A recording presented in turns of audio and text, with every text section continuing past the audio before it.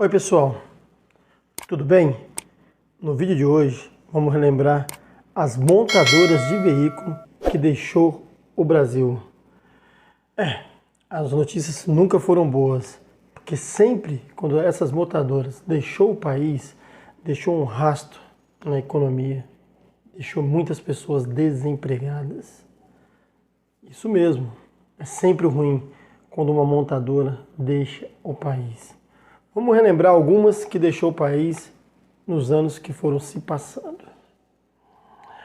Relembrando, em primeiro lugar, a Chrysler.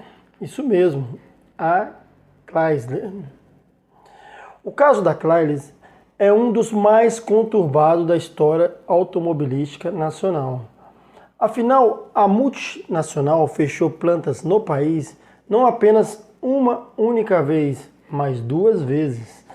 O início das operações no Brasil remonta a 1967, quando a empresa adquiriu as instalações da francesa Cinca, incluindo a fábrica localizada em São Bernardo do Campo, São Paulo.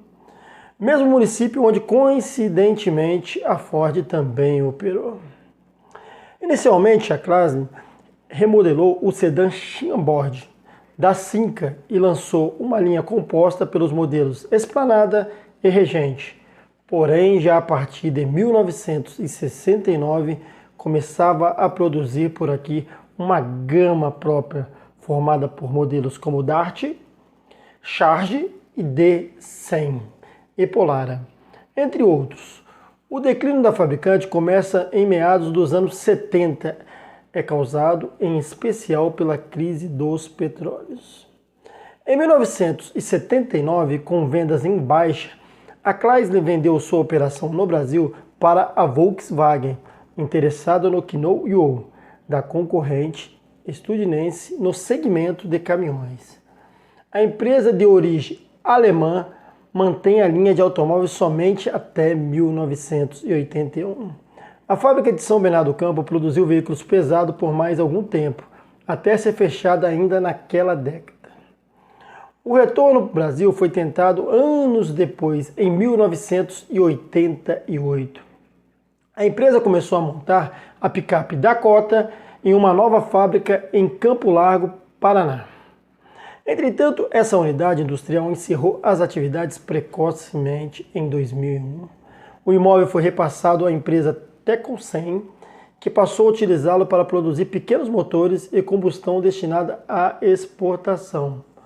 Contudo, a história ainda teria mais um retorno ao país, já pelas mãos da FCA, Fiat Chrysler Automobiles, que recentemente uniu-se ao grupo PSA, criando o Stanley Sheets em uma nova fábrica erguida em Goiânia. São produzidos desde 2015 veículos da marca Jeep. A segunda a deixar o país foi a Alfa Romeo.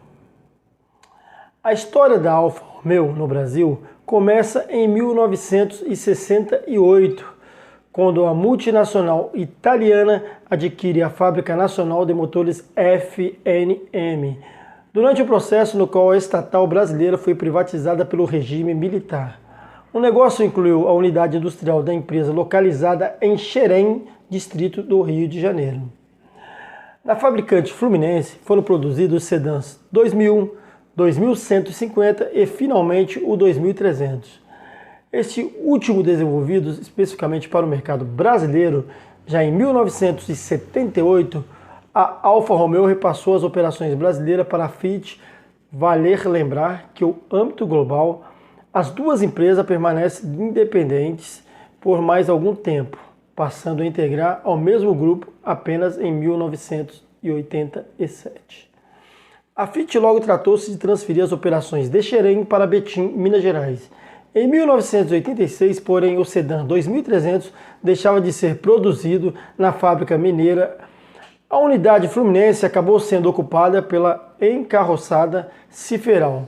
Já a Alfa Romeo voltou a atuar no país em 1990, mas apenas com uma importadora, até abandonar novamente o mercado brasileiro em 2006. A terceira a deixar foi a Mercedes-Benz. Isso mesmo, a Mercedes-Benz. A outra multinacional que tem uma história tortuosa no Brasil é a Mercedes-Benz, ao menos como fabricante de automóveis.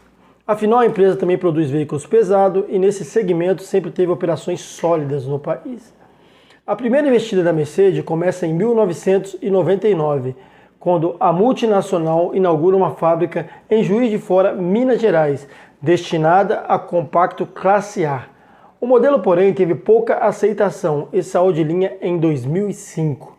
A planta mineira não foi fechada, mas opera com baixos volumes.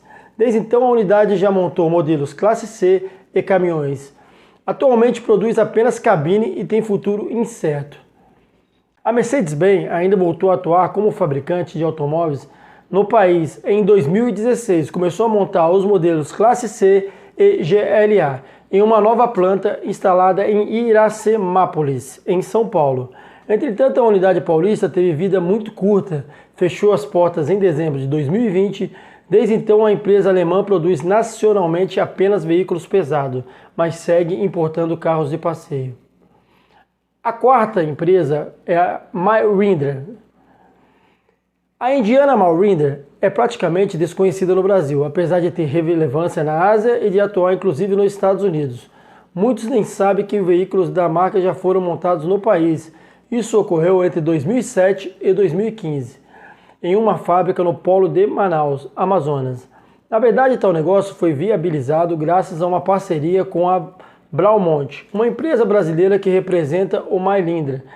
O caso em que a colaboração não deu certo, a planta amazonense produziu veículos utilitários como o Pickup Up e o MOV, um SUV inicialmente batizado de Scorpion, mas nunca atingiu a capacidade pretendida. Após uma série de dificuldades, a fábrica de Manaus passou a ser operada em 2011 pela chilena Milvest, mas acabou desativada 4 anos depois. Por sua vez, a Mahindra não se interessou em assumir as operações locais.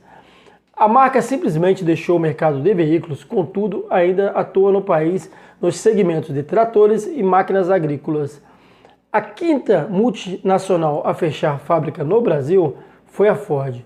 A história da Ford no Brasil é centenária. Começa em 1919 como a montagem do modelo T em esquema CKD Complex Corridor, com todas as peças importadas no bairro Bom Retiro, em São Paulo, em 1953. As operações foram transferidas para um imóvel no Ipiranga, também na capital paulista. Lá começou prioriamente a fabricação de veículos na marca no país, com componentes locais. O primeiro nacional foi o caminhão F600. A unidade do Ipiranga logo passou a produzir picapes F1000, mas primeiro automóvel nacional da Ford foi lançado em 1967. O modelo marcou época, era o luxuoso Galaxy. Naquele mesmo ano, a empresa deu um salto no mercado ao adquirir a fábrica da Wheels Orleans, em São Bernardo do Campo, São Paulo. Em 1968, a unidade do ABC Paulista começou a produzir o Corcel, que obteve grande sucesso comercial. Em 1974, a multinacional inaugurava sua terceira planta no país, em Taubaté, São Paulo, para manufaturar motores entre 1987 e 1996. A Ford associou-se à Volkswagen, originalizando o Alto Latino. Durante esse período, alguns modelos da marca alemã foram produzidos pelo sócio Stanley, ou vice-versa. No ano 2000, a empresa transferiu a operação de caminhões para São Bernardo do Campo e fechou a fábrica do Ipiranga. Todavia, a Ford já estava construindo um novo complexo industrial no Brasil, em Camaraci, Bahia. Inaugurada no ano seguinte, a unidade baiana passou a produzir a gama Fiesta a partir de 2003 e também o Export. O declínio da empresa começa da fabricante de veículos no país em 2019 com fechamento de planta de São Bernardo do Campo. Com essas medidas saíram de linha o Fiesta e todos os veículos pesados da marca. Agora, em janeiro deste ano, o Ford Ka e Export, os últimos modelos nacionais da marca, saíram de linha, selando o destino das unidades de Taubaté e de Camaçari. A Troller, comprada pela multinacional em 2017, segue a operação até o final de 2021 e só será salva de extinção se for adquirida por outro grupo empresarial e o fim da trajetória da Ford como fabricante de veículos no Brasil. É isso mesmo.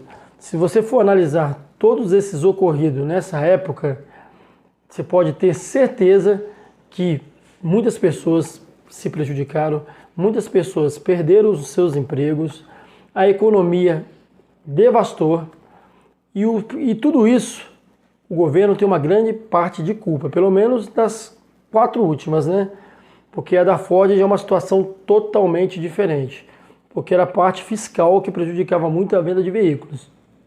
Agora com a Ford não, é diferente, porque a Ford está entrando na 4ª evolução industrial.